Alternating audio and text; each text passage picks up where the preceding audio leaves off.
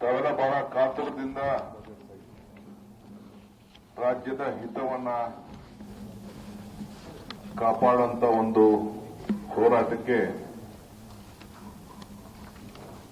ನೀವು ನಾವೆಲ್ಲ ಸೇರಿ ಹೆಜ್ಜೆಯನ್ನ ಇಡಬೇಕಾಗಿದೆ.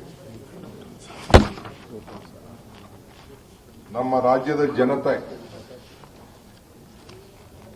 ಏನು ನಮಗೆ ಅವಕಾಶ ಕೊಟ್ಟಿದೆ, ಅವರಿಗೆ ನ್ಯಾಯವನ್ನ ಕೊಡುವಂಥದ್ದು, ಅವರ ಋಣವನ್ನ ತೀರಿಸಬೇಕಾದ್ದು ನಮ್ಮೆಲ್ಲರ ಕರ್ತವ್ಯ.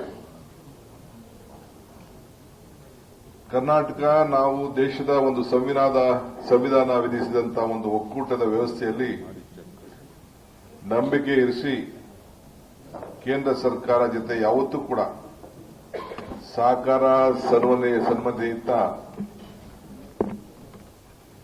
ಸಮನ್ವಯತೆಯಿಂದ ನಡ್ಕೊಂಡು ನಾವೆಲ್ಲ ಬರ್ತಾ ಇದ್ದೀವಿ. ಆದರೆ ಕೇಂದ್ರ ಸರ್ಕಾರ ಕಳೆದ 7-8 ವರ್ಷದಿಂದ ನಮಗೆ ಮಾಡ್ತಾ ಇರೋಂಥ ಅನ್ಯಾಯ ಕೂಡ ನಾವು ಪ್ರತಿ ವರ್ಷ ಗಮನಿಸಿದ್ದೇವೆ. ಬಿಜೆಪಿಯವರು ಕೇಂದ್ರ ಸರ್ಕಾರ ಎನ್ಡಿಎ ಅಧಿಕಾರಕ್ಕೆ ಬಂದ ಮೇಲೆ